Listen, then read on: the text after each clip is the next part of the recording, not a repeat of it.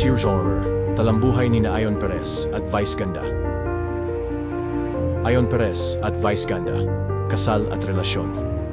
Sina Ion Perez at Vice Ganda ay ikinasal noong October 19, 2021 sa The Little Vegas Chapel sa Las Vegas, Nevada.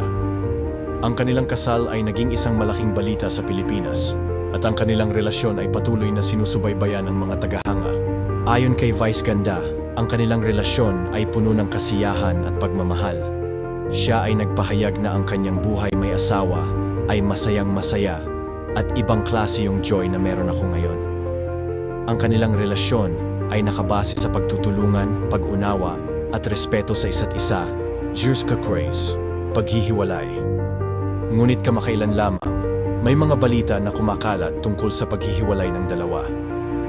Ayon sa mga ulat, ang paghihiwalay ay dahil sa mga hindi pagkakaintindihan sa kanilang relasyon, partikular sa nakaraan ni Ion Perez at ang kanyang ex-girlfriend. Gayunpaman, hindi pa opisyal na kinumpirma ng dalawa ang paghihiwalay. Mrowser tungkol kay Vice Ganda. Si Vice Ganda ay isang kilalang komedyante, aktor at TV host sa Pilipinas. Siya ay ipinanganak noong Marso 31, 1976 sa Tondo, Maynila. Siya ay nagsimula sa kanyang karera bilang isang komedyante sa mga comedy bar sa Ermita, Maynila, at kalaunan ay naging isang permanenteng host sa It's Showtime, isang popular na palabas sa ABS-CBN, Bar 2, tungkol kay Ion Perez. Si Ion Perez ay isang aktor at modelo sa Pilipinas. Siya ay nakilala sa kanyang papel sa mga teleserye at pelikula at kalaunan ay naging bahagi ng politika nang siya ay mag-file ng Certificate of Candidacy, COC. Gayunpaman, siya ay nag-withdraw ng kanyang COC noong Nobyembre 2024. Ayon kay Vice Ganda, ang kanilang relasyon ay nakabase sa respeto at kalayaan, at siya ay hindi nakikialam sa mga desisyon ni Ion Perez. Love story ni na Ion Perez at Vice Ganda. Ang love story ni na Ion Perez at Vice Ganda ay isang kwento ng pag-ibig at pagtutulungan. Narito ang ilang mga detalye tungkol sa kanilang relasyon. Pagkakilala.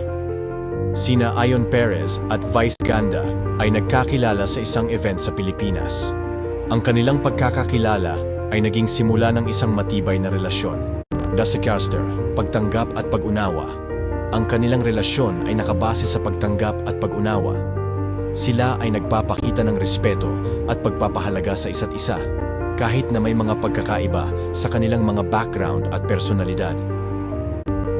Kasal-pastor sila ay ikinasal noong Oktubre 19, 2021 sa The Little Vegas Chapel sa Las Vegas, Nevada.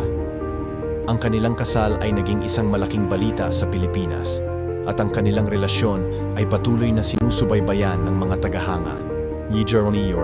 Pagmamahal at pagtutulungan. Ang kanilang relasyon ay puno ng pagmamahal at pagtutulungan. Sila ay nagpapakita ng kahalagahan ng pagtutulungan at pag-unawa sa isang relasyon. Mga hamon. Gayunpaman, ang kanilang relasyon ay hindi walang mga hamon. May mga balita na kumakalat tungkol sa paghihiwalay ng dalawa, ngunit hindi pa opisyal na kinumpirma ng dalawa ang paghihiwalay. Nour Crane, inspirasyon sa mga tao. Ang love story ni na Ion Perez at Vice Ganda ay nagbibigay ng inspirasyon sa mga tao, lalo na sa mga kabataan, na nagpapakita ng kahalagahan ng pagmamahal at pagtutulungan sa isang relasyon. Ang kanilang relasyon ay patunay na ang pag-ibig ay posible kahit na may mga pagkakaiba sa edad, background at personalidad. Ang love story ni na Ion Perez at Vice Ganda ay isang inspiradong kwento ng pag-ibig at pagtutulungan. Narito ang ilang masasabi tungkol sa kanilang relasyon. Matibay na relasyon. Ang kanilang relasyon ay matibay at matatag sa kabila ng mga hamon at kritisismo. Pagtanggap at pag-unawa. Sila ay nagpapakita ng pagtanggap at pag-unawa sa isa't isa, kahit na may mga pagkakaiba sa kanilang mga background at personalidad. Pagmamahal at pagtutulungan. Ang kanilang relasyon ay puno ng pagmamahal at pagtutulungan na nagpapalakas sa kanilang relasyon. Inspirasyon sa mga tao. Ang kanilang love story ay nagbibigay ng inspirasyon sa mga tao, lalo na sa mga kabataan, na nagpapakita ng kahalagahan ng pagmamahal at pagtutulungan sa isang relasyon. pagiging bukas at tapat. Sila ay nagpapakita ng pagiging bukas at tapat sa isa't isa na nagpapalakas sa kanilang relasyon. Ang relasyon ni Ayon Perez at Vice Ganda ay nakaranas ng ilang mga issue na nakakaapekto sa kanilang pagsasama. Narito ang ilan sa mga ito. Nakaraan ni Ayon Perez. Ang pangunahing dahilan ng kanilang paghihiwalay ay ang nakaraan ni Ayon Perez, partikular ang kanyang relasyon sa ex-girlfriend. May mga ulat na nagkaroon ng hindi pagkakaintindihan ng dalawa dahil sa mga lihim na pag-uusap o pagtagpo ni Ayon sa kanyang ex-girlfriend na umabot sa kaalaman ni Vice Ganda. Hindi pagkakaintindihan. May mga nagsasabi rin na ang hindi pagkakaunawaan sa pagitan ng magkasintahan ay hindi lamang nakaugat sa ex-girlfriend ni Ayon, kundi pati na rin sa iba't ibang aspeto ng kanilang relasyon na maaaring hindi natugunan. G. Pagtatalaga ng relasyon. Ayon kay Christopher Min, maaaring hindi na kasing init ng dati ang kanilang relasyon. Sinabi rin niya na napapadalas ang pakikipagkita ni Vice sa mga dati niyang kasamahan sa bar na maaaring palatandaan ng problema. Suporta ni Ayon kay Jackie Gonzaga. Kamakailan, naging usap-usapan ang relasyon ni Ayon Perez at Jackie Gonzaga, lalo na nang ipahayag ni Ayon ang kanyang suporta kay Jackie. Ang mga pahayag na ito ay nagbigay ng reaksyon mula sa publiko at mga tagahanga, lalo na kay Vice Ganda, na tila sobrang nagalit sa sitwasyon. Pagtatatwa ng hiwalayan. Gayunpaman, parehong itinanggi ni Vice Ganda at Ayon Perez ang balitang hiwalay na sila. Ayon kay Vice, ang kanilang relasyon ay nananatiling matibay at wala silang dahilan para pagdudahan ang isa't isa. Ang relasyon ni Ayon Perez at Vice Ganda ay may ilang mga tagumpay na kanilang nakamit. Narito ang ilan sa mga ito. Matibay na relasyon. Ang kanilang relasyon ay matibay at matatag sa kabila ng mga hamon at kritisismo. Pagmamahal at pagtutulungan. Sila ay nagpapakita ng pagmamahal at pagtutulungan sa isa't isa na nagpapalakas sa kanilang relasyon. Pagtanggap at pag-unawa. Sila ay nagpapakita ng pagtanggap at pag-unawa sa isa't isa kahit na may mga pagkakaiba sa kanilang mga background at personalidad.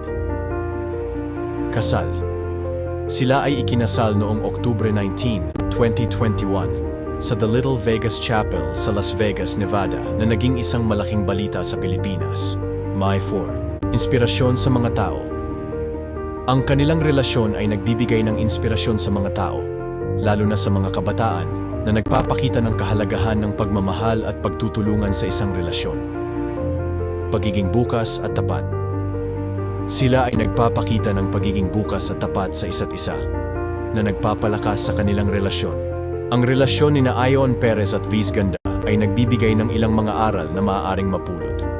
Narito ang ilan sa mga ito. Pagmamahal at pagtutulungan. Ang kanilang relasyon ay nagpapakita ng kahalagahan ng pagmamahal at pagtutulungan sa isang relasyon. Pagtanggap at pag-unawa. Sila ay nagpapakita ng pagtanggap at pag-unawa sa isa't isa kahit na may mga pagkakaiba sa kanilang mga background at personalidad. Katapatan at komunikasyon. Ang kanilang relasyon ay nagpapakita ng kahalagahan ng katapatan at komunikasyon sa isang relasyon. Pagpapahalaga sa isa't isa. Sila ay nagpapakita ng pagpapahalaga sa isa't isa na nagpapalakas sa kanilang relasyon. Pagtutulungan sa mga hamon. Sila ay nagpapakita ng pagtutulungan sa mga hamon at kritisismo na nagpapakita ng kahalagahan ng pagtutulungan sa isang relasyon. Pagiging bukas at tapat. Ang kanilang relasyon ay nagpapakita ng kahalagahan ng pagiging bukas at tapat sa isa't isa. Sa kabuuan, ang relasyon ni Ayon Perez at Vice Ganda ay nagbibigay ng mga aral tungkol sa pagmamahal, pagtutulungan, pagtanggap, katapatan, komunikasyon, at pagpapahalaga sa isa't isa.